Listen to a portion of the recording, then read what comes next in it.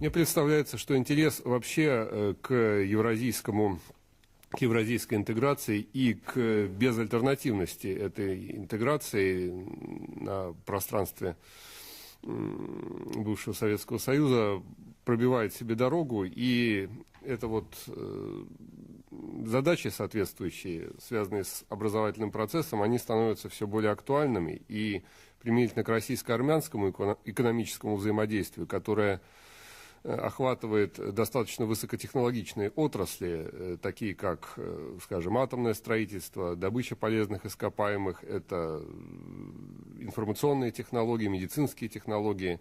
Сейчас достаточно много проектов, и все это, безусловно, требует адекватной образовательной базы. Что греха таить, было много разрушено в предшествующие 20 лет, и процесс набрал, конечно, достаточную инерцию, а те, скажем, западные образовательные программы и модели сотрудничества, они все-таки имеют свою специфику, которая в ряде случаев плохо согласуется с вот тем культурным, экономическим, политическим пространством, которое существует вот, у наших стран.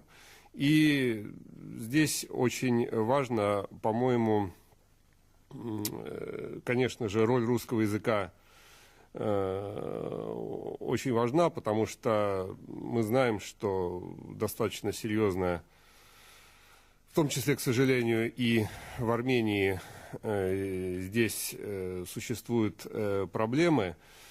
Но вот те связи непосредственно между университетами, между научными центрами, между образовательными структурами, которые произрастают снизу, а не навязываются откуда-то сверху, они, конечно, имеют серьезные шансы на успешную и эффективную реализацию. Это сотрудничество не должно иметь такого конъюнктурного характера, и оно не должно осуществляться, так сказать, в привязке к каким-то информационным поводам, должно иметь достаточно системный и продвинутый характер. Вся история человечества – это история становления единого общечеловеческого пространства.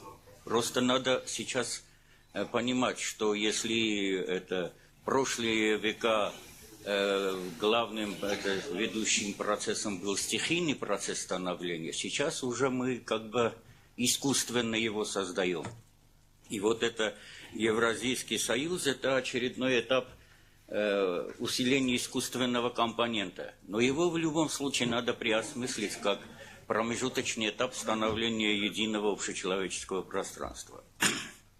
Теперь второй момент, на который я очень сильно хотел бы обратить внимание.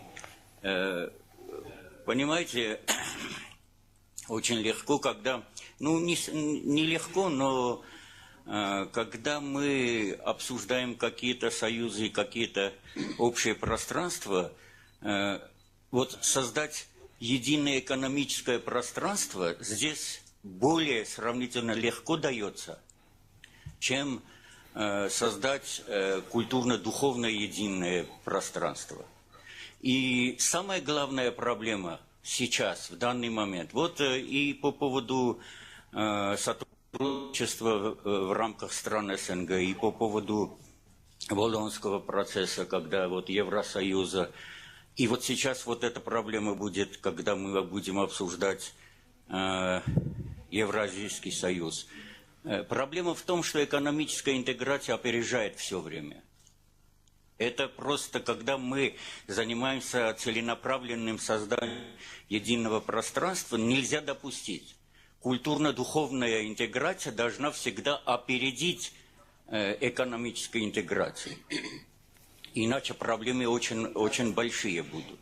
Вот я думаю, что как раз в сфере вот разные проекты и сотрудничество в сфере образования именно направлены на то, чтобы усилить вот этот компонент духовно-культурного сотрудничества, и чтобы именно он опередил именно опередил, а не отстал. Никогда нельзя допустить, чтобы концептуальные представления в действительности духовно-культурной, чтобы они подчинялись уже сложившимся интеграционным ситуациям в экономике или в других областях.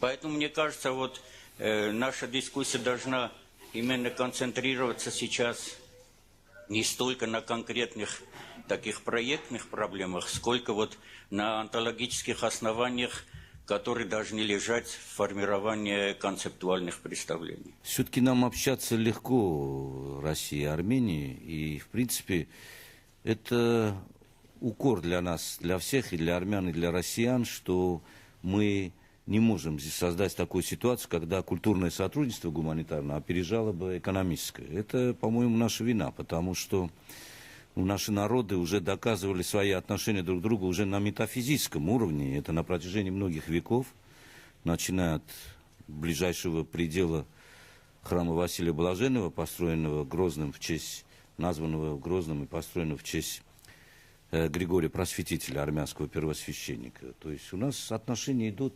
самых-самых. И поэтому сейчас в новом времени тоже как-то, я думаю, это не укор, а это, мне кажется, может быть, нашей интеллигенции надо как-то преодолевать. И могу сказать, что вот у меня такое ощущение, что нас очень много связывает и очень мало что разделяет. Ну, единственное, разделяет основное то, что мы не граничим с Россией. Вот это точно разделяет. А все остальное, если так брать на весы, мне кажется, у нас очень много общего. И гуманитарное пространство, как ни странно, что армянский алфавит такой древний и большой, вот, и сам один из древнейших, и он совершенно другой, но все равно вот все остальное нас связывает. Вот это удивительная вещь. Вот, и мне кажется, вот это очень важно. Теперь по поводу практических. Мы уже 14 лет как ведем курс стран СНГ и Балтии. И я с радостью хочу сообщить, это на факультете журналистики МГУ, и хочу с радостью сообщить собравшимся, что мы за эти годы у нас, значит, закончили факультет журналистики около 140 человек. И среди них я очень с гордостью, как армянин, говорю, что наши армянские ребята просто оказались очень сильными, интересными. Сейчас многие из них работают, представляют российские СМИ в разных странах, а многие из них работают в Армении, уже представляют армянское телевидение, армянское средство массовой информации в самой России. И мне кажется, вот этот проект «Чем он хорош». Я, кстати, хочу выразить еще и в связи с этим благодарность Армянскому славянскому университету. Вот Армену Дарпиняну, жалко, его нет, потому что мы проводили зачастую несколько лет подряд, мы проводили набор на факультет журналистики МГУ именно из славянского университета. И хочу поблагодарить вас. Вышли замечательные студенты, замечательно закончили с отличием и стали довольно-таки интересными журналистами. Мы следим за их публикациями, за их работой. Мне кажется, вот такой подход к тому, чтобы через профессию создавать какое-то общение, профессиональное общение, мне кажется, это хорошая история, потому что российская журналистика, она очень интересна. И могу сказать, ну, по опыту, поскольку я уже 20 лет вот в этом постсоветской журналистике, я могу сказать, что российская журналистика, не в обиду никому, она как-то довольно-таки доминирует в плане свободы слова, в плане построения гражданского общества, в плане независимости СМИ. У нас тоже не все, там, говорится, все в порядке, но по сравнению с остальным постсоветским пространством довольно-таки мы развиваемся. И это, почему я это еще, так сказать, педализирую? Потому что вот мы каждый год объявляем набор на журфак МГУ, на магистерскую группу. Я хочу вам сказать, что идет большой набор, и мы даже вынуждены бываем проводить собеседование, чтобы отобрать самых лучших. То есть до сих пор потребность российской журналистики существует.